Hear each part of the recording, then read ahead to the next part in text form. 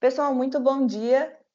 Bem-vindos a mais uma sessão dessa série de mentorias do Global Business Mentoring Hub for Startups. Essa versão é uma edição virtual de uma série de mentorias que foi promovida pela Sterna durante o Web Summit no Rio de Janeiro, esse ano.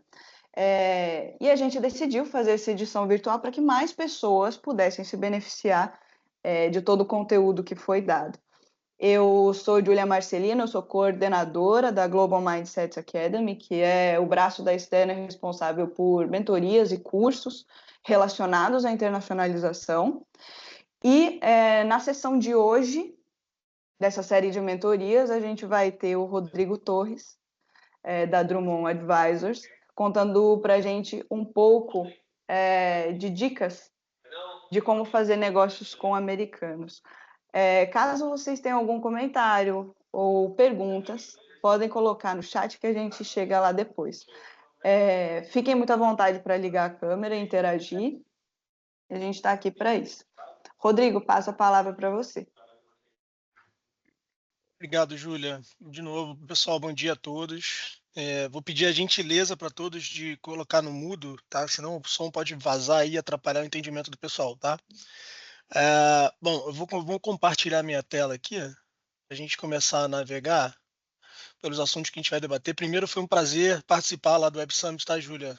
Obrigado pelo convite, foi legal, a gente atingiu um público bem bacana, foi legal a troca lá, e ter essa oportunidade de a gente repetir agora aqui, mesmo que virtualmente, a gente consegue atingir um público talvez diferente, né? Não maior ou menor, mas diferente daquele que a gente teve a oportunidade de estar lá fisicamente, tá? Pessoal, todo mundo vendo minha tela aí, interessante aí as ferramentas de interação, o Marcelo Barroso aí já colocou a mãozinha aí, todo mundo se souber utilizar, fica à vontade, tá? Eu vou estar acompanhando a Nanda, obrigado.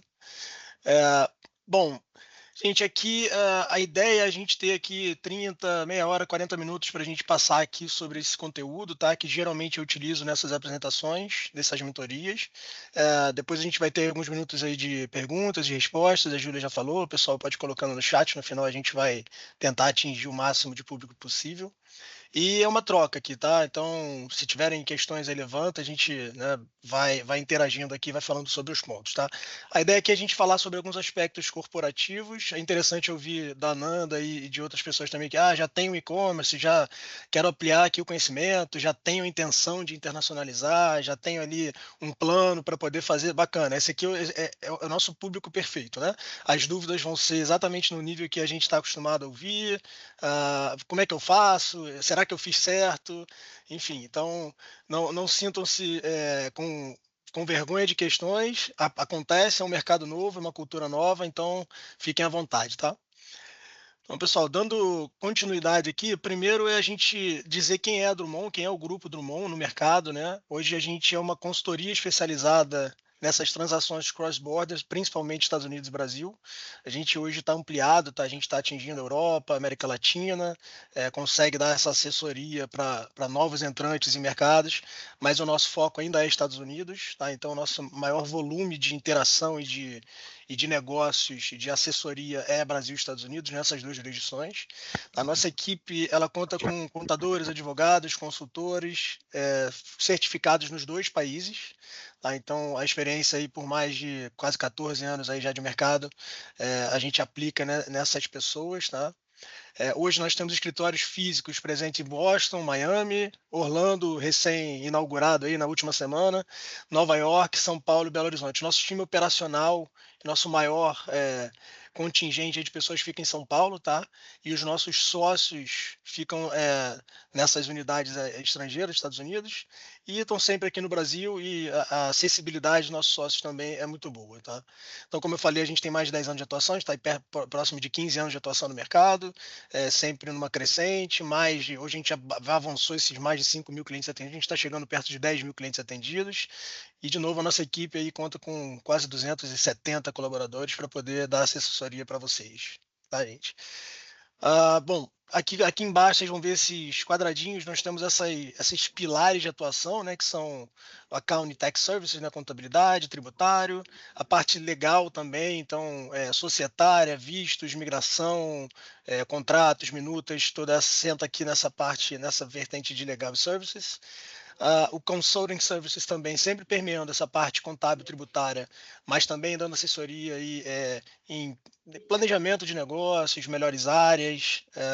E por último, a Venture Services, que é o nosso braço de investimento, nosso braço de M&A, para aquisições e fusões.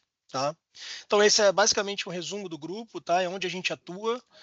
Vou aproveitar aqui esse pedaço para falar sobre um pouquinho de mim. Tá? Eu sou aqui um consultor da Drummond, estou aqui na empresa desde 2016. Tenho formação em contabilidade, em administração, uma experiência prévia e pregressa de Drummond já de mercado de petróleo, indústria. Prazer de estar aqui desde 2016 fazendo parte do time, da família. Peguei o crescimento importante da empresa, então peguei muitos clientes desde o início, né? Desde o do fator ali, primeira sementinha, até hoje está rodando operacional, first seed, second seed aí, de startups, empresas grandes, então assim, diferentes nichos, mercados e tamanhos de empresa. Então é um prazer estar aqui e vamos lá. Então, vamos navegar aqui pelo nosso conteúdo. Então, a ideia aqui da nossa agenda, pessoal, nesses minutos aqui, é a gente falar um pouquinho sobre essas etapas de internacionalização, como geralmente acontece, como acontece na prática e, de fato, o desejado, né? Onde a gente quer chegar quando a gente fala sobre Go Global, né? Saída de uma jurisdição nacional, do mercado nacional, e a gente expandir para um mercado um pouco maior como o americano. Depois eu vou falar um pouquinho sobre Delaware Flip, que é importante para alguns tipos de empresa, alguns tipos de investimento em empresa. Tá? O Delaware Flip é um expediente que a gente tem lançado mão bastante nos últimos anos e é o que está atendendo o mercado. E por último, a gente falar bem superficialmente, não entrar muito no detalhe sobre tributação nos Estados Unidos. Falar ali basicamente como é que são as estruturas, o que a gente tem de diferenças, principalmente para o Brasil. E aí, lógico, depois se vocês tiverem algum tipo de dúvida mais a fundo, a gente pode entrar sobre esses detalhes, tá bom? Então vamos lá, gente. Bom, sobre as etapas de internacionalização, geralmente o que acontece na prática, tá?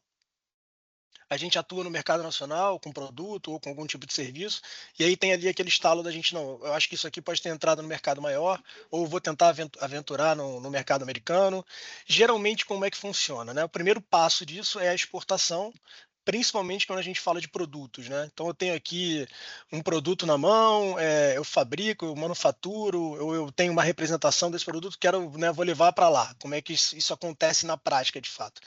Geralmente é aquele primeiro teste, né? Levar o produto na mão mesmo, né? Levar ali para fazer essa primeira rodagem, a primeira testagem ali para saber se tem aceitação com o cliente, principalmente às vezes ali no começo no mercado menor, geralmente Flórida, né? Não tem conhecido, tem família lá, leva ali meu produto, testa, opa, tem entrada, vou começar a levar em maiores quantidades, tá? E geralmente o que acontece aqui é esse segundo passo, que é a representação. Então, como é que funciona? A gente escuta muito isso aqui. Não, eu tenho um produto assim assado e ele tem uma boa entrada aqui, eu acho que isso vai funcionar lá. Eu estou em contato lá com um amigo, com um primo, um tio, e ele está fazendo essa representação para mim, né? Ele está fazendo esse processo de venda inicial para mim. Né? Esse é um primeiro desafio que a gente geralmente encontra, de não ter a melhor assessoria, a melhor representação, talvez não seja um problema do produto ou do serviço que se presta, e sim da representação. Então, esse desafio acontece bastante. Né? Então, assim, às vezes, um primeiro passo dessa entrada no mercado acontece errado por conta disso. Né? A gente tem essa barreira muito da língua, muito da cultura, de saber vender o seu produto, saber vender o seu serviço para um mercado correto. Talvez ali algumas oportunidades se percam no caminho. Então, esse é o primeiro desafio que acontece bastante nessa caminhada, tá? De produto ou serviço. O segundo passo aqui, depois dessa representação, quando o produto está estabelecido, ou seja, tem alguma expectativa de acontecer alguma coisa ali, a gente passa para a filial, que é outro erro muito comum, outro obstáculo muito comum que acontece de o sócio pegar aqui o CNPJ brasileiro, pegar a empresa, a instituição brasileira, a entidade brasileira e registrar ela no mercado americano. Isso acontece, isso é possível, mas nem sempre isso é o melhor cenário. Né? Você está basicamente expondo ali a entidade brasileira a duas jurisdições, a duas receitas federais, a duas culturas diferentes, dois mercados diferentes.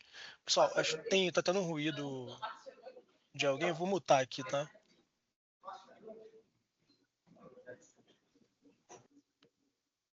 Pronto, acho que melhorou aqui. Então, retornando aqui. Então, essa parte da filial, o que acontece muito, ela geralmente é um passo né, ali no afã de, não, vou evoluir, vou andar para frente, vou expandir aqui, eu vou registrar minha empresa nos Estados Unidos. Isso é um erro que acontece bastante. E aí é o passo que chega para a gente aqui. Ah, Rodrigo, olha, abri aqui a minha empresa, pô, tenho lá empresa, né, em Florianópolis, lá trouxe aqui para Flórida e tal. Tá, mas como você trouxe? Ah, não, eu registrei ela aqui, expôs o seu CNPJ brasileiro a riscos americanos, e é tudo que a gente tenta evitar. E o passo que geralmente a gente entra quando assim, o lead procura muito a gente dizendo, olha, tô com a ideia, por exemplo, a Nanda comentou, né, já tem um e-commerce lá, então eu já tenho um pezinho lá, eu quero saber se está da melhor forma, quero saber se isso é a melhor maneira de executar. Então a gente vem aqui, chega nesse momento da subsidiária, que é de fato abrir a entidade americana, um CNPJ americano, né, o IAN, e aí sim, de fato, expor aquela entidade àquele mercado, e essa é a entrada, esse é o primeiro passo quando você entra no mercado de fato.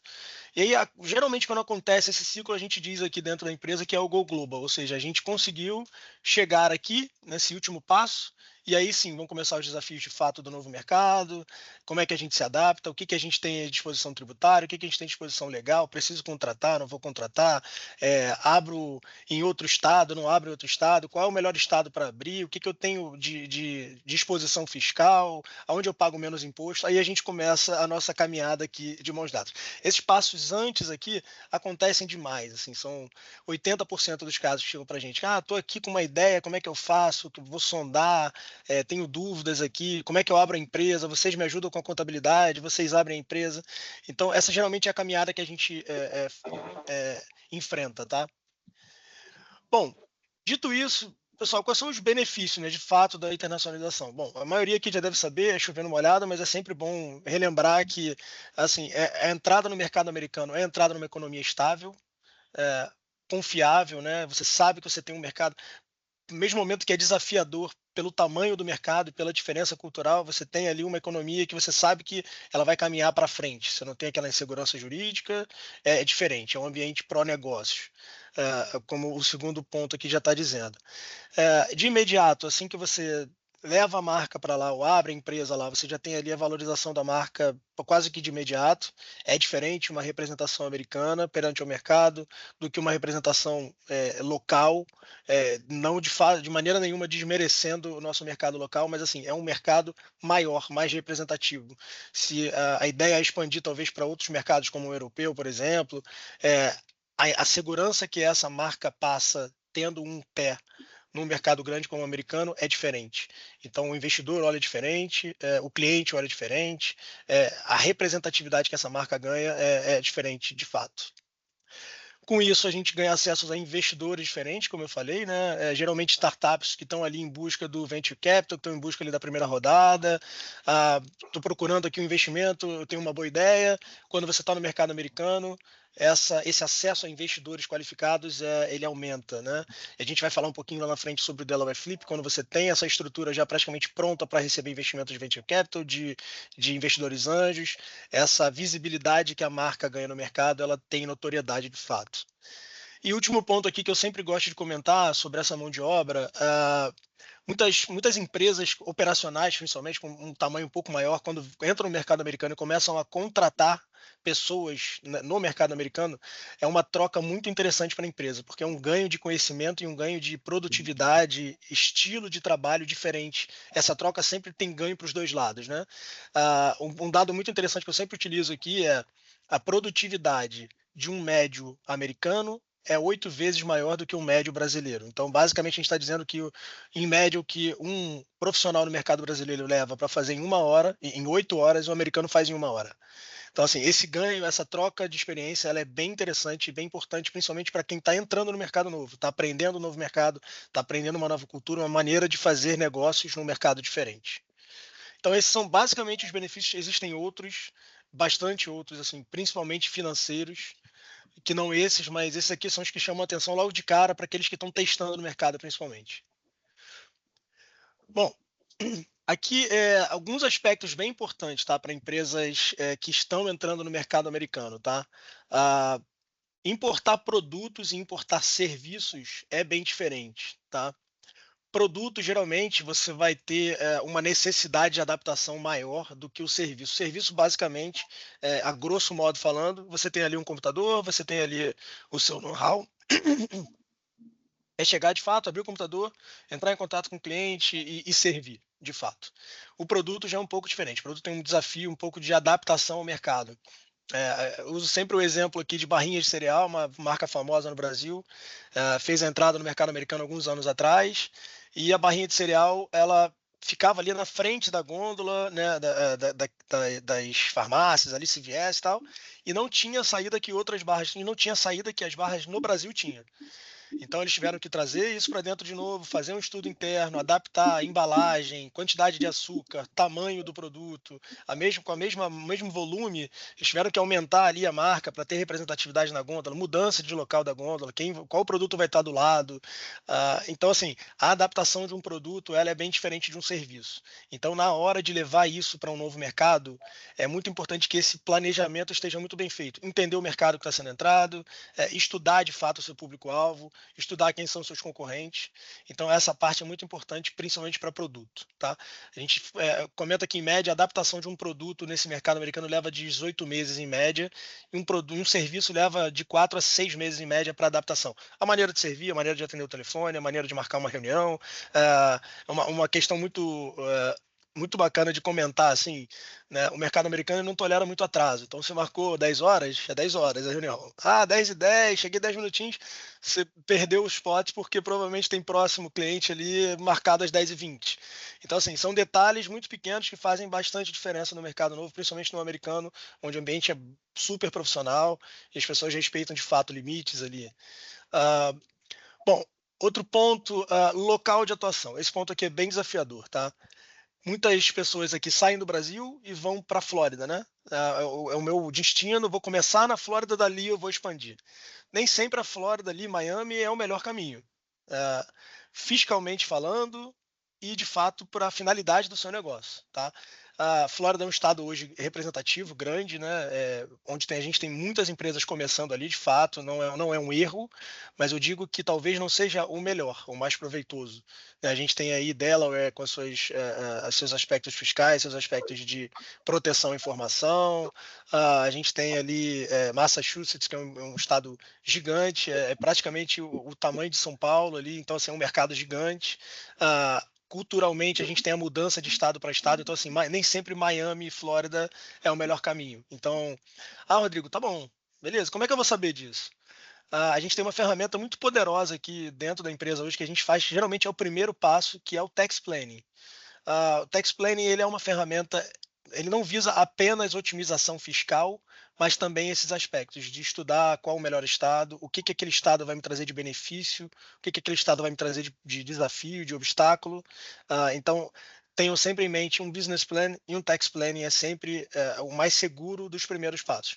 A gente sabe que geralmente é uma ferramenta onerosa, né? No começo, nas primeiras fases da empresa ali, a gente está tentando reduzir custo, né? E não ter o impacto de muitos custos e despesas, mas são ferramentas poderosas que podem auxiliar a dar o primeiro passo corretamente e não ter que depois voltar algumas casinhas lá na frente para poder correr atrás desse tempo perdido. Tá? Duas questões aqui muito importantes de comentar. Registro de marca. O registro de marca nos Estados Unidos é uma questão muito importante, principalmente para quem vai transacionar produtos e principalmente produtos novos no mercado. Tá? A gente tem casos emblemáticos aí, como o iPhone. O iPhone era uma patente da Gradiente há alguns anos atrás, e a Apple depois teve esse problema. Então, assim, vou entrar com um produto novo, primeiro passo, levanta a mão, registro de marca, e aí sim, próximos passos depois. Tá? Os registros de marcas variam nos Estados Unidos de estado para estado, então, assim, empresas que vão ter representações em diferentes estados, é necessário levantar a mão sobre registro de marcas nesses estados onde ela vai estar presente. Tá? E as licenças de operação é basicamente o mesmo conceito. Tá? Varia de estado para estado, dependendo do produto que vai ser transacionado nesse mercado. Precisa saber se você tem essa licença. Tá? Os Estados Unidos é um país de especialistas, então aquelas assessorias muito generalistas, com muito cuidado com essas assessorias, tá? Não, a gente faz licença, a gente faz contabilidade, a gente faz fiscal, a gente faz isso, a gente faz aquilo, a gente faz tudo. Geralmente a qualidade não é a mesma de um especialista, tá? Então, procurem sempre especialistas nas áreas. Tá? A gente, por exemplo, não trabalha com licenciamento. Então, isso é um passo que eu sempre falo. Ah, não, vocês fazem? Não, a gente pode indicar especialistas. Mas aí você sabe que você vai estar lidando com uma pessoa com experiência de mercado, uma pessoa séria, você vai ter informações e clareza que geralmente nos primeiros passos a gente está buscando. Né? A gente quer segurança, quer saber uma pessoa que a gente está lidando se me passa a segurança necessária para eu continuar seguindo. Ok? Próximo aqui. Muito importante esse primeiro passo aqui, tá? Empresa com renda conectada com o Brasil. A gente vai começar aqui a falar um pouquinho mais sobre essa parte fiscal, tá? Quando você abre uma representação ou você tem ali a configuração do mesmo grupo econômico, abrindo a primeira empresa nos Estados Unidos, mas os mesmos sócios estão no Brasil, muito importante essa questão se eu de fato estou engajado em negócios nos Estados Unidos, estou de fato vendendo produtos, vendendo serviços naquele mercado, eu estou tendo receitas daquele mercado, se sim eu tenho renda conectada lá. Se eu só abrir uma representação lá e utilizo essa empresa para poder fazer especulação de investimentos, eu estou buscando investidores, ou só estou expandindo a minha marca do Brasil, não tenho de fato nenhum negócio transacionado, eu ainda não tenho renda conectada. Então, esse vai ser o gatilho para a gente saber se você tem obrigação fiscal, se aquela entidade está exposta de fato ou não lá. É uma linha tênue, mas de fato quem estiver assessorando a empresa nesse sentido de imposto de renda no país vai poder te dar essa segurança, tá? Eu digo porque quando você tem ali essa figura da renda conectada, você pode estar exposto à declaração fiscal e aí nem saber.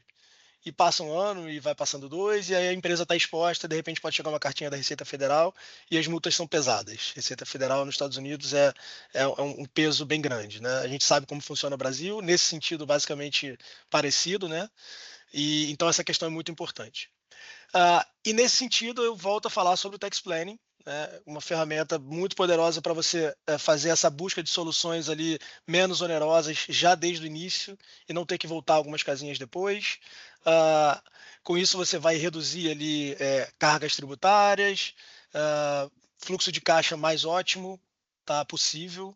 Então, sempre ficar atento a essa questão do planejamento, tanto de negócios quanto tributário, né, da estrutura. Qual a melhor estrutura abrir? Eu vou entrar no mercado. É uma LLC? É uma corporação?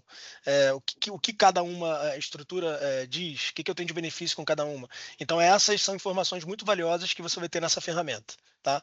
Diferentes prestadores fazem esse mesmo tipo de serviço. Então, assim, procurem sempre saber sobre esse primeiro passo. Vocês oferecem o tax planning? Eu tenho direito a um planejamento tributário?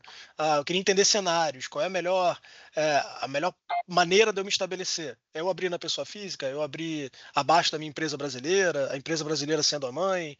Como é que funciona isso? Então, essa é uma ferramenta bem poderosa que vai indicar esses riscos que a gente está enxergando aqui. Bom, ok, movendo aqui para a parte de Delaware Flip, eu vou passar bem rapidamente sobre as estruturas, tá? Não vou entrar nos detalhes de cada uma, mas é importante só mencionar sobre elas, que elas existem, né? Exatamente o que eu estava falando aqui, esses cenários que um tax planning ou um planejamento tributário vai poder indicar para vocês. Eu vou abrir, eu quero comprar um imóvel, eu quero investir em mercado imobiliário. Qual é a melhor estrutura? A gente tem geralmente essas estruturas aqui: investidor brasileiro, nova companhia e o ativo. Aqui a gente tem algumas exposições, quando o investidor, pessoa física, tem empresa nos Estados Unidos direto, né, e a empresa compra o ativo. Outras exposições diferentes. Aqui um cenário mais ótimo para quem quer fazer esse investimento em mercado imobiliário. O investidor brasileiro, numa offshore, numa empresa, seja Ilhas Virgens Britânicas, Cayman, num paraíso fiscal, onde ela se investe na empresa americana. Essa empresa americana ela é uma disregarded entity, ou seja, uma pass-through, uma empresa transparente, e essa empresa sim faz a compra do ativo. Nesse cenário aqui, você está sendo ótimo na questão de somente declarar para a Receita Federal brasileira as suas cotas de participação na offshore, e tudo que você tiver de receita nos Estados Unidos, isso vai parar aqui nessa empresa na declaração fiscal. Importante falar que essas estruturas aqui, elas são eficientes, elas são legais do ponto de vista brasileiro. A gente teve agora uma alteração recente aí da lei da tributação, né? A gente está falando da lei das offshores, né? Mas no fim do dia a tributação de fundos exclusivos. Então essa estrutura é uma estrutura de fato legal, você só precisa, de fato, avisar a Receita Federal Americana de que eu tenho cota de participação no offshore. Tá? E por último aqui, quando você, investidor brasileiro, investindo numa LLC que não seja pass-through, como a eleição fiscal, tributada como corporação, e ela investe no ativo. Então, essas estruturas aqui, como vocês estão vendo no mercado imobiliário, ela vai se repetir depois para operacional. Então, receitas brasileiras param na empresa americana, essas estruturas são bem praticadas, e esse é o tipo de informação que vocês vão ter num tax planning. Rodrigo, beleza. Se eu tiver no cenário 1, qual é a minha exposição? Você tem exposição aqui, aqui, aqui. No cenário 2, aqui você diminuiu sua exposição aqui na transferência de um ativo americano, né, o ITBI, né, lá a gente chama do FIRPTA, e enfim, e aqui você vai ter mapeado quais são os riscos e quais são os benefícios fiscais em cada estrutura, tá? E por último aqui, acho que é o mais importante de falar, talvez para esse público aqui, gente, é o Delaware Flip para quem tem startups ou para quem tem empresas que de fato querem rodadas de investimento americana. Como eu tinha comentado lá no início, aqui a estrutura sem o Delaware Flip, então os founders aqui já com a empresa brasileira buscando capital estrangeiro. Aqui você tem um tipo de alcance a investidores. No segundo cenário, você já tem um alcance um pouco maior, como acontece o Delaware Flip. Ou seja, a minha empresa brasileira passa a ser uma investidora numa offshore, ela se investe numa Delaware americana, e aí sim a brasileira é a última na entidade. Ou seja, o meu know-how, o meu intangível, o meu capital intelectual continua na empresa brasileira, mas agora eu tenho uma estrutura americana pronta para receber investimentos, primeira rodada, segunda rodada, de investidores mais qualificados ou diferentes. Tá? Então, essa é a estrutura bem praticada. Quem tiver já no estágio de fato de entrada em mercado, de busca de capital de investimento, essa é uma estrutura, essa do cenário 2 e do cenário 3 são estruturas muito aplicadas, tá? A gente faz isso aqui semanalmente. Abertura de Delaware Flip, com o suporte de todo o nosso jurídico, de todos os contratos, a gente consegue prover essa ferramenta pronta em um mês, questão de meses. Tá, gente. Então, assim, bem superficial, tá? Essas questões aqui, elas são um pouco mais profundas, mas é bacana comentar sobre, porque isso pode ser, de repente, um estalo de, eu não tinha pensado nisso, ainda não tive contato com essa informação, tá? Bom, e aqui isso falando sobre tributação nos Estados Unidos, bem superficial, como eu comentei. Diferença para o Brasil aqui, de cara, nos Estados Unidos a gente não tem lucro presumido, tá? Estados Unidos sempre lucro real, ou seja, linhas de receita, menos suas linhas de custo, menos linhas de despesa, é o seu lucro tributável ou seu prejuízo a ser acumulado para próximos anos, tá? Então, pessoas físicas e jurídicas pass-through, né, transparentes, desconsideradas para fins fiscais, são as LLCs e S-Corps, as Small Corporations. A tributação dela é de 10% a 37%, tabela progressiva, tá? A depender da quantidade de lucro apurado, essa tabela aqui de novo, né, ela é progressiva, então você pode cair aqui em alíquotas abaixo de 37% ou até 37%. E pessoas jurídicas tributadas como corporação, né, aí uma correlação direta com a SA brasileira, 21% sobre o lucro real. Tá? E dividendos, eles têm essa tributação diferenciada de 15% ou 20% em dividendos qualificados e até 37% em dividendos não qualificados. Aqui acho que é interessante não entrar muito no mérito que seria qualificado ou não qualificado, porque aí a discussão começa a ficar um pouco mais subjetiva. Mas é importante, assim, só absorver esses conceitos de quais são as alíquotas para cada tipo de empresa, LLCs sempre de 10% a 37%, corporações 21% sobre o lucro. Tá? E aqui uma questão muito importante, acho que a última que vale a pena comentar principalmente para esse público aqui, onde a gente está tendo ali um horizonte de ter negócios nas duas jurisdições, Brasil e Estados Unidos. Geralmente, quando a gente tem negócios em duas jurisdições diferentes, atenção para a questão do transfer pricing, tá, gente? O que seria isso para quem não está familiarizado com o termo? Como a gente tem duas receitas federais diferentes, as duas estão de olho no imposto sobre a tributação, sobre o lucro, né? Então, assim, se eu tenho o custo da minha operação toda no Brasil, mas eu abri uma empresa americana, eu vou ter receita nos Estados Unidos, como é que eu represento esse custo todo do Brasil na empresa americana. Ah, não, Rodrigo, meu custo está todo no Brasil, só tem a receita americana. Beleza, fatalmente a Receita Federal americana vai ficar muito feliz, ela vai dar uma mordida bem grande no seu lucro, mas a Receita Federal brasileira não vai gostar nem um pouquinho, né? Aqui eu só estou tendo custo, não tenho receita. Então eu vou tributar sobre o quê? Então, sobre esse tipo de relação, e aí ela fica mais complexa conforme o tamanho da operação vai crescendo, o estudo de transfer price é muito importante e necessário, obrigatório hoje, para você determinar quais são as suas linhas de receita e quais são as suas linhas de custo para poder fazer os contratos de cost sharing agreement entre as empresas e aí sim ficar tranquilo quanto a aplicações de multas e sanções, que as duas receitas federais são bem fortes em cima dessa questão. Tá? Então, multas muito pesadas são aplicadas em cima de empresas que não fazem esse tipo de estudo ou não comprovam para as receitas de que as práticas de custos e de margens nas duas jurisdições estão sendo aplicadas. Tá? Então, esse aqui é um ponto muito importante para quem vai, de fato, entrar no mercado diferente, principalmente caracterizando o mesmo grupo econômico. Ou seja, eu tenho uma empresa brasileira onde eu sou sócio e aí eu abro a empresa americana que eu também sou sócio. Então eu posso arbitrar ali quais custos e quais margens eu vou praticar. E as receitas federais ficam de olho nisso, tá? Pode levar 1, 2, 3 anos, mas a multa chega, tá? Então esse aqui é um último ponto bastante importante para se manter em mente. Como um key takeaway aqui, gente, da nossa breve conversa aqui, eu diria que sempre planejamento, invista sempre em planejamento. Planejamento de negócios, planejamento tributário fiscal, e relações onde você tenha diferentes jurisdições, sempre peça assessoria. Tá? Às vezes a gente está no afã ali do negócio está funcionando, está rodando, a gente está expandindo e tal, e essas questões ficam um pouco de lado. E aí depois a pancada vem. A gente costuma muito dizer que processos legais, seja qualquer natureza, nos Estados Unidos, eles são muito caros, são muito custosos.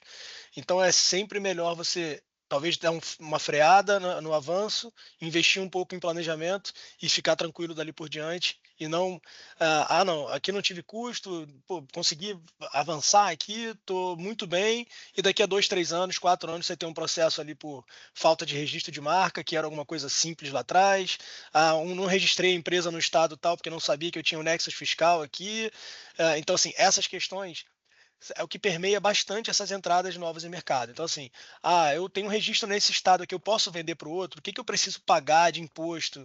A questão do sales tax, que é muito importante, acabei não colocando nesse conteúdo aqui, mas é uma questão sempre para manter em mente. Vai trabalhar com produtos e alguns tipos de serviço, sales tax, sempre faça o estudo de sales tax. O que eu tenho de nexus fiscal em cada estado? Talvez eu não tenha nada lá, na minha empresa não tem nada, não tem sede, não tem nada, mas eu contratei uma pessoa naquele estado para poder fazer ali scouting de mercado para mim. Por conta de ter um funcionário contratado lá, você tem a obrigação de registrar a empresa naquele estado. Isso muitas vezes não acontece, passa, e daqui a 2, 3 anos vem as multas de anos anteriores, tudo com penalidades e sanções, enfim. Então, assim, é um mercado de fato desafiador, mas muito recompensador ao mesmo tempo. E com a assessoria correta, gente, assim, a qualidade e a capacidade brasileira é absurda. A gente tem muito ainda para evoluir, a gente tem um mercado gigante para entrar. A gente encoraja de que participe desses grupos de mentoria.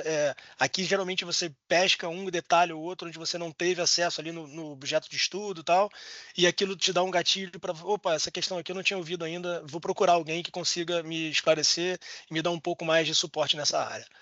Tá? Então, bom, acho que a gente fecha aqui o material. Eu vou deixar aqui na tela aqui durante alguns minutos. Aqui a gente tem alguns materiais institucionais onde tem ali um pouco mais de detalhes sobre cada aspecto que eu comentei aqui, principalmente ali a diferença entre estruturas LLC e corporation, jurisdições offshore, o que é de fato uma empresa offshore, quais são os benefícios e os riscos que isso pode trazer para a minha operação. Esse material de vistos, tá, gente? Muito importante para empresas que de fato já fizeram a internacionalização e estão ali no processo de, vou levar meu executivo, não vou levar, o que eu tenho de desafios para a migração. Tá? A gente também tem uma atuação muito grande na área de vistos e imigração, então fica também o material de vistos. Acredito que, Júlia, esse material você vai depois enviar para o pessoal, né? Tá? Então fiquem bem à vontade para navegar aqui pelos materiais. Aqui é o nosso Canva de Startup de abertura de empresa para primeiros estágios. Tá? E aqui as nossas informações de contato Fico aí aberto para questões, para a gente poder discutir e interagir. E qualquer dúvida, depois meu contato, a Júlia provavelmente vai passar para vocês. Fico à disposição para a gente conversar em qualquer data. Temos dúvidas? Temos perguntas? Muito obrigada, Rodrigo, pela sua apresentação. Obrigado a você, Júlia. Nossa, é essencial ter esses insights mesmo, e é bom que você ressaltou bem a importância do planejamento, porque navegar em mercados desconhecidos é pular de paraquedas, pular de um avião sem paraquedas, né? Então é preciso, que bom que vocês prestam esse tipo de serviço e dão assistência para um mercado que é tão atraente, mas também tem várias nuances que a gente não conhece. Temos uma pergunta aqui do Marcelo Barroso, que diz o seguinte: na estrutura da Delaware Flip, em que temos a New CO LLC Delaware Holding e estamos normalmente operando no Brasil com a LTDA subsidiária. Se quisermos expandir os negócios para os Estados Unidos, podemos operar na própria New CO LLC ou teríamos que constituir outra empresa nos Estados Unidos para operar? Obrigado, Marcelo. Boa pergunta, tá? Acho que esse ponto aqui geralmente pega, né? Se eu já tenho uma entidade lá, é só fazer o negócio a partir dela, né? Não é tão simples assim, tá, Marcelo? A estrutura, geralmente, você, quando monta, você está montando ela visando uma objetividade, uma linha de receita, uma exposição, um risco legal para aquela operação. Eu imagino que geralmente assim, né? O capital intelectual, o serviço fica todo no Brasil, você faz lá o cost sharing agreement para você ter, de fato, né, a questão do transfer price, como eu comentei. E a Newco, a LLC dela, ela é uma holding, de fato, né? Então ela é para poder fazer a passagem da blindagem, tanto da offshore quanto dos sócios que estão acima da offshore, para aquela entidade. Eu posso fazer um negócio pela Newco Delaware? Posso, sem problema nenhum. Mas de fato você está começando a criar um risco, uma linha de risco numa nova linha de receita, talvez, para aquela empresa. Então, se ela estiver dentro da mesma vertical de negócios, eu não veria problema. O que começa a acontecer é que você vai começar a ter receita naquela entidade, você vai ter que começar a ter um trabalho mais de perto de apuração de lucros e de riscos legais para aquela entidade. Mas geralmente, assim, não, vou fazer outro tipo de negócio, vou fazer outra receita, mas já tem uma entidade americana lá. Posso usar a mesma? Não é o recomendado. É, uma empresa eu faço desenvolvimento de software, aquela, né, a estrutura para Delaware Flip, e na outra eu quero fazer investimentos imobiliários. Tá, se tiver uma questão legal lá no imóvel, com o inquilino, que seja, você está expondo seus ativos da Newco e da estrutura do software para aquela operação. Então, assim, não é geralmente o recomendado. Mas, de novo, tudo pode ser estudado, tudo pode ser verificado no detalhe, geralmente é caso a caso. Não é a mesma vertical, eu só quero agora, de fato, em vez de ter custo alocado só na minha empresa no Brasil, eu quero ter parte do custo lá, quero ter clientes exclusivamente americanos por aquela entidade. Ok, funciona. Então, assim, geralmente a análise do caso a caso, tá, Marcelo? Obrigado pela pergunta aí. Obrigada, Marcelo, pela pergunta. Mais alguma pergunta, pessoal? Se quiserem, fiquem à vontade para abrir o microfone e perguntarem.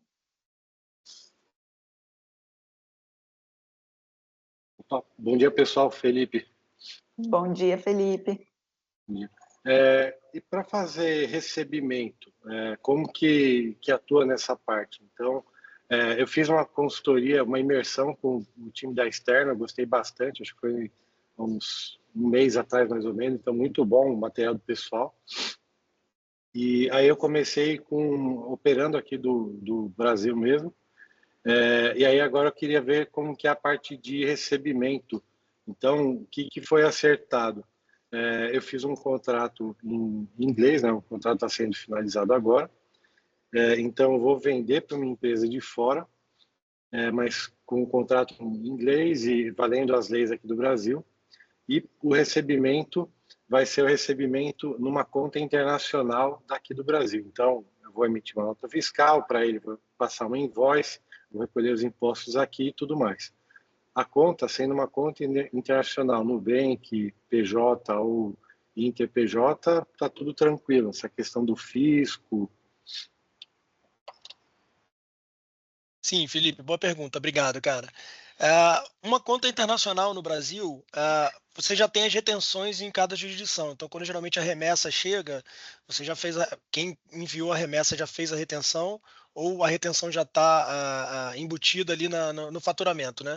Então, tá tudo ok, sem problema nenhum, isso funciona. Você pode otimizar isso. Pode. Geralmente a gente recebe consulta aqui do tipo, pô, se eu abrir a minha empresa lá para receber por lá, eu consigo abrir uma conta americana para receber em dólar, e o dinheiro fica lá? Pode.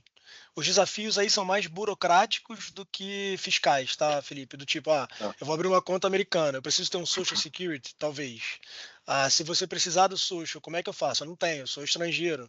Você pode ter serviços de representação legal, ou seja, estrangeiros, né, geralmente responsáveis pela empresa que vai fazer a representação legal, colocam o documento dele como o responsável por aquela conta.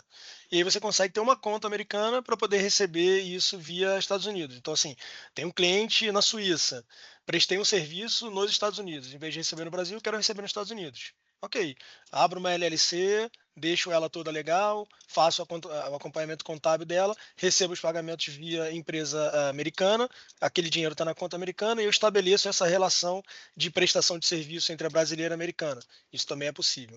Mas só voltando à sua questão original, sim, não tem problema, conta sendo internacional, você receber isso, geralmente as retenções fiscais já foram feitas e aquela remessa chega na sua conta sem problema nenhum. E o pessoal que está em dúvida aí, a primeira vez que está vendo material do Externa, faz a imersão com eles, porque o material deles é muito bom. A gente passou um dia inteiro ali conversando, eles já marcam no quadro branco quais são as dúvidas mais importantes para você não sair daquele dia com essas dúvidas e eles resolvem todas. Então, muito bom o trabalho que o pessoal fez lá. Obrigada, viu, Felipe? Obrigada, Rodrigo. Pessoal, mais alguma dúvida? Eu tenho uma dúvida rapidinho. A gente já está fazendo o Tax Plan com a Drummond. A gente, na verdade, não começamos ainda, a gente só assinou o contrato. Só que eu sei que a gente vai esclarecer muitas das dúvidas, né? Mas eu só queria antecipar uma delas. Nosso objetivo é ter uma LLC nos Estados Unidos, não sabemos ainda onde, né? Lógico, estamos procurando ainda o lugar mais adequado. Só que a gente atenderia clientes, indústrias, né, nos Estados Unidos todo.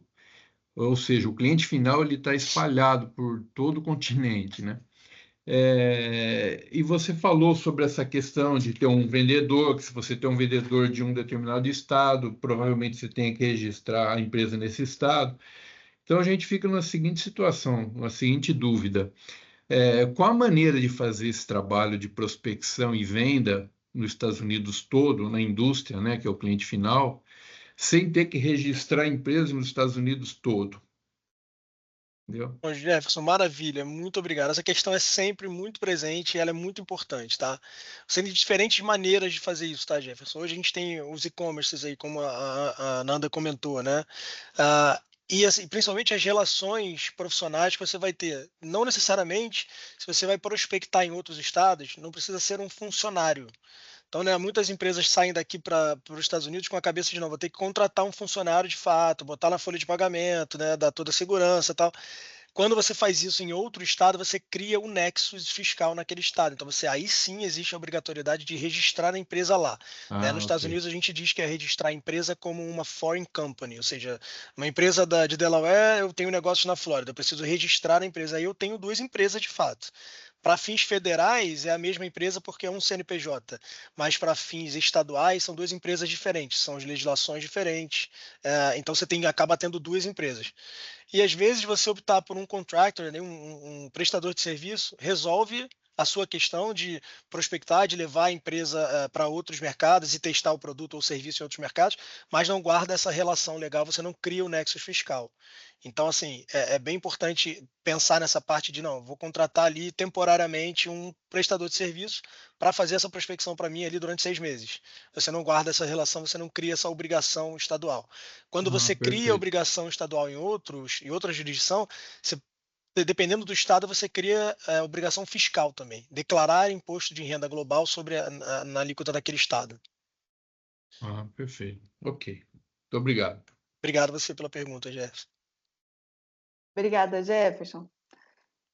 Pessoal, mais alguma dúvida? A gente ainda tem alguns minutos. Aproveitar o espaço.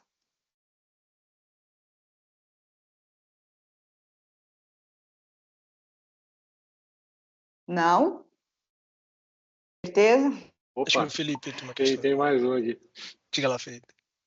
Eu tenho uma empresa, uma startup, é um software para empresa que já utiliza Power BI. Então, para quem já utiliza esse produto Microsoft. E aí a dúvida, quando eu fiz a imersão lá com o pessoal da Externa, há uns 15 dias depois eu estava indo para uma feira nos Estados Unidos, uma feira de indústria, de máquina, equipamento, para prospectar um pouco lá e sentir um pouco o mercado. E o que eu senti é que é realmente difícil vender para uma cultura nova, para um formato novo. E aí o que eu pensei que poderia encurtar esse caminho seria contratar um vendedor lá part-time, alguém que já tenha a sua própria lista de clientes, que já venda isso para alguém lá. Então, essa que é a ideia agora. E aí, num caso desse, como que eu faço o pagamento dele, como que imposto, que taxa que eu teria que recolher nesse caso? Porque eu não vou constituir empresa fora por enquanto. Eu vou operar do Brasil, emitir nota fiscal daqui, recolher imposto aqui, e para ele passa o invoice. Ele paga na conta internacional do Inter e a parte fiscal até esse ponto é resolvida.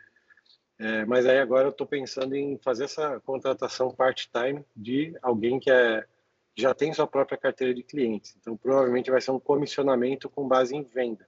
Não sei ainda se vai ter ou se vai ser necessário um valor de fixo para ter esse vendedor lá. E queria saber a parte fiscal e onde eu posso contratar essa pessoa lá, se vocês têm alguma indicação. Legal, Felipe. Então, a gente não trabalha com. A gente já trabalhou no passado com recrutamento, seleção. Hoje a gente trabalha com parceiros. Eu posso indicar para você depois deixar o contato, tá? Da Daniela Riso. Mas como é que funciona em última análise? Você é uma empresa brasileira, vai estar contratando um prestador de serviço fora do Brasil. Geralmente, um contrato de serviço encerra bem essa relação. Ele, quando receber essa remessa no pagamento, provavelmente vai fazer a retenção no nível dele americano.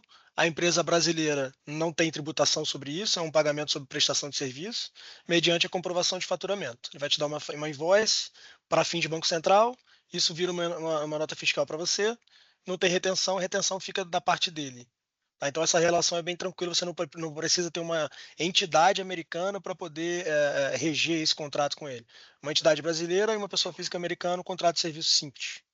Tá. Então, eu tenho um contrato em inglês e combinando a parte de imposto, olha, eu vou te pagar esse valor aqui, a parte de imposto é por sua conta, tô coberto.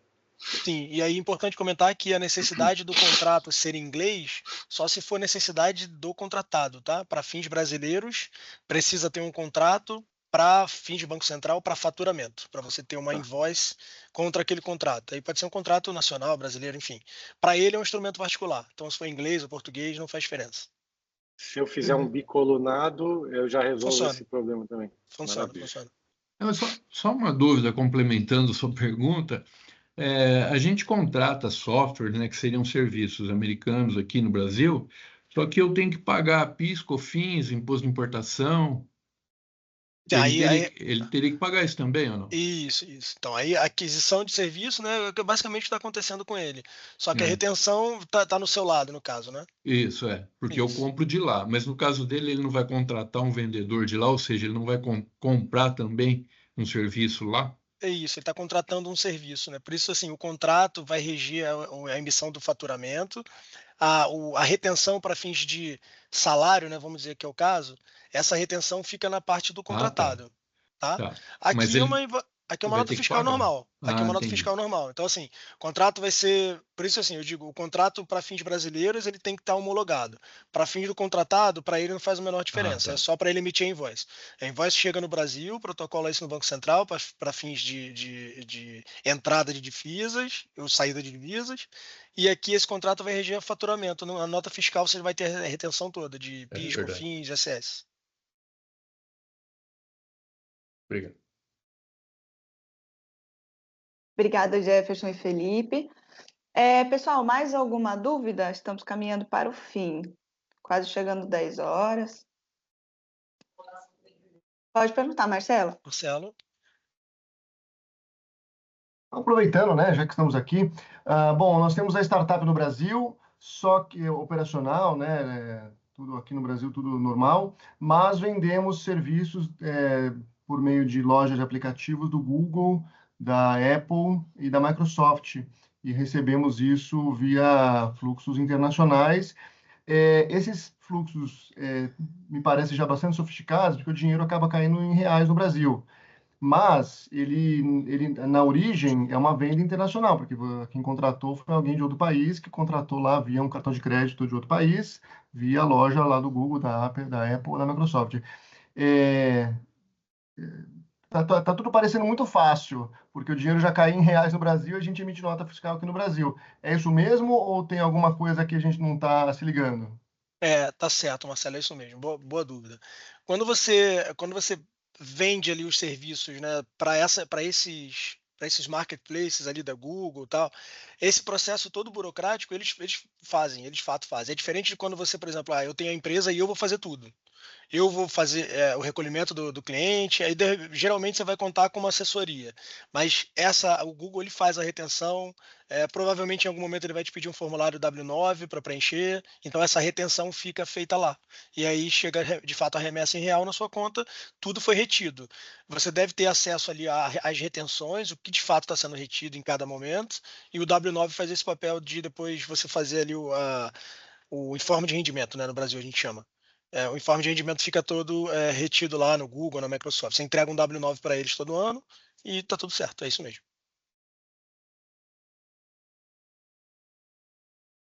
Acho que a Ananda. Ananda. Isso. Oi, gente, bom dia. Bom dia. Eu tenho algumas dúvidas, mas inclusive a gente está em contato com a Drummond, nem sabia que vocês iam estar falando hoje aqui, Legal. para a gente ver essa questão, porque hoje, como a gente está fazendo o nosso formato, né?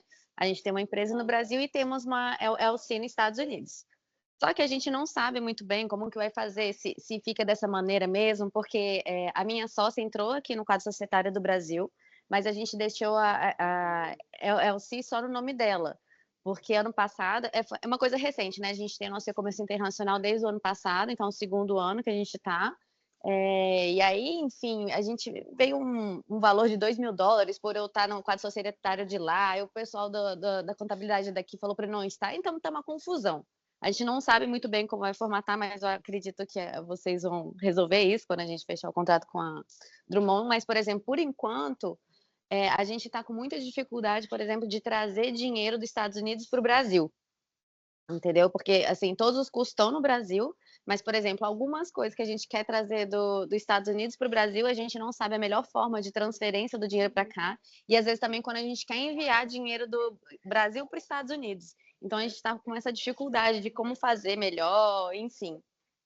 No momento, a nossa maior dificuldade é realmente essa transferência monetária entre Brasil e Estados Unidos. Tá, Ananda, eu acho que eu entendi sua questão, deixa eu só complementar com uma dúvida minha.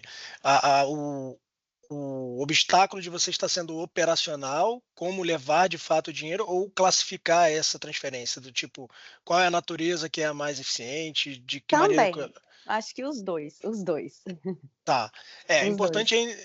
Importante assim, provavelmente quem está te atendendo, né, tá filtrando essas informações para saber como é a estrutura. Mas Uhum. imaginando que seja uma LLC com sócios, pessoa física, você mais um sócio, e uma empresa no Brasil que tem as mesmas sócias, cai naquele, né, aquele risco de transfer pricing que eu estava comentando antes. Uhum. Mas para fins práticos, assim, você só tem duas maneiras de trazer dinheiro dessa empresa americana para o Brasil, né? Como vocês são sócios de pessoa física, ou uma redução de capital do que já foi aportado na empresa, e isso aí não é Uhum. tributado, ou isso se você tiver base, né, na empresa, enfim, acaba sendo um pouquinho mais técnico, mas ou então se você tiver distribuição de lucro. Se teve Distribuição lucro de no. lucro. Exato. A distribuição de lucro, sim. Aí você vai ter a retenção, por ser sócias estrangeiras, então você vai ser um non-resident, né? Você vai ter uma retenção ali na maior alíquota de 37% no momento dessa distribuição, e aí, como teve lucro, você fica obrigada a fazer a declaração fiscal das sócias como estrangeiras, e aí, dependendo da quantidade do lucro, essa alíquota tendo diferença para os 37%, você vai ter refund desse gap, tá? Isso é uma Entendi. maneira. A segunda maneira, se você tem ainda capital social na empresa, você pode fazer uma redução de capital e trazer. Muitas vezes isso não é o desejado, porque você está descapitalizando a empresa, né? Mas Sim, enfim, sim. é uma maneira. E a maneira de classificar isso, provavelmente na contabilidade, quem estiver ali lidando no dia a dia vai questionar para saber a natureza dessa transferência e classificar isso da maneira correta. Mas, assim, bem resumidamente, seria dessa forma, tá, Nando? Entendi. Eu acho que, enfim, eu acho que quando a gente conversar melhor com vocês, a gente vai conseguir organizar melhor, porque a gente não sabe nem a estrutura que é melhor Sim. a gente fazer, né? Porque, por exemplo, hoje é como se a empresa Estados Unidos não fosse vinculada com o Brasil. É como se a gente estivesse vendendo as peças para eles revenderem lá, quase como se fosse um representante, né? Uhum, uhum. Enfim, aí eu não sei se é a melhor forma de fazer. A gente não tá um pouco perdido em relação a isso. Só para a gente não entrar muito no detalhe específico, talvez Tá. seja a forma mais eficiente, tá? Aham, Talvez não aham. seja. Como é que a gente vai Entendi. detectar isso? Só se a gente rodar cenários, né, e falar assim, beleza, se a gente tiver uma LLC aqui, uma empresa no Brasil, mesmos sócios, quais são as exposições que tem, quais são as alíquotas efetivas no fim do dia? Uhum. Beleza. Se a gente colocar um cenário B, em vez de uma LLC, uma eleição fiscal como uma corp, a gente sai de 10 a 37, vai a 21%. O que a gente vai ter de fato aqui de alíquota efetiva e comparar os cenários. Aí eu consigo te dizer, ó, esse daqui é melhor que esse, é mais eficiente fiscalmente falando, tá? Entendi. Então, assim, pode ser que essa hoje seja a melhor formatação para você. Uma coisa mais no início, mais embrionária, eu estou testando o mercado, não quero ter muita despesa com uma corporação, uma LLC mais enxuta me resolve. Então, assim, só esse tipo de análise mais detalhada que eu vou conseguir te falar isso. Eu acho que ela caiu. Oi, gente, eu caí. Voltou. Não, caí. Não, mas então tá. Isso aí eu acho que é uma coisa mais particular mesmo, que só em consultoria que dá para resolver, né? Certeza, quem está falando com você vai conseguir te dar esse suporte. Não, com certeza. Obrigada. Obrigado, Luciana. Obrigada, Nanda. Vamos para a última pergunta. Vai ser do Luiz Domingos, aqui no chat, sobre investidor anjo. Como se fazer para atrair um investidor anjo americano para investir numa empresa no Brasil? Obrigado, Júlio, obrigado, Luiz. Boa pergunta, tá, Luiz? Como eu estava comentando ali alguns slides atrás, né? Quando você tem uma empresa brasileira, você está exposto a um mercado menor, né? Vamos dizer assim, a um tipo de mercado brasileiro, nacional. Para vocês atrair investimentos estrangeiros, fatalmente esses fóruns, esses grupos como a BVCap, talvez você já deve ter ouvido falar, a BVCap é um vetor muito importante nessa questão de trazer investidores para quem precisa de investimento e levar quem precisa do investimento até investidores que não conhecem. Então, assim, esses fóruns são muito importantes. Quando você está apenas no mercado nacional, com uma marca brasileira, uma empresa brasileira, a sua exposição ao mercado é menor do que quando você está no mercado maior, como o americano. Então, assim, o desafio é um pouquinho maior. Eu tenho a necessidade de constituir um Delaware Flipper, preciso abrir minha empresa americana? Não. Essa obrigatoriedade não existe. Mas aí, de fato, a exposição é para um mercado menor. Existe a possibilidade de você atingir um investidor americano ou de outra nacionalidade? Claro, com certeza. Talvez a estrutura legal e societária brasileira não atraia um investidor estrangeiro. Esse é um desafio que a gente enfrenta muito. As questões jurídicas brasileiras, né, todo o bloqueio que a gente tem aqui para receber investidores estrangeiros que estão acostumados com o mercado mais dinâmico, com o mercado menos regulamentado, tá? Mas funciona assim, eu diria que um passo importante, Luiz, seria procurar a BVCap. A BVCap é um vetor muito interessante para poder conhecer tipos de investidores diferentes, mercados maiores, participar dos fóruns, não é caro para fazer parte do grupo, tá? E ali você conta com assessoria de pessoas extremamente qualificadas para poder fazer essa ponte para o investidor que você procura. Obrigada, Rodrigo. Obrigada, Luiz, pela pergunta e todo mundo que participou. Vou dar 2 recados finais e aí a gente segue com as atividades diárias. Bom, quero convidá-los a fazer uma avaliação com a CEO da Externa, Raquel Kibrit. Se vocês tiverem alguma dúvida ou quiserem analisar como está o status da sua empresa e tem interesse ou buscam oportunidades de internacionalizar e não sabem por onde começar, quero convidá-los a escolher o melhor data e horário. Coloquei o link ali no chat para vocês, se gostariam de selecionar. E o último recado que eu tenho para dar é convidá-los para a próxima sessão de mentoria, que vai ser no dia 22 de outubro, às 9 da manhã, sobre como expandir para o Reino Unido, com a Júlia Koch e o Cristiano Andrade, ambos do Consulado Britânico em São Paulo. Também vai ser em português e com certeza com dicas muito valiosas sobre como expandir suas operações para o Reino Unido. Quero agradecer a todos pela participação, espero que tenha sido muito proveitoso. Ficamos à disposição, caso vocês precisem de alguma informação adicional.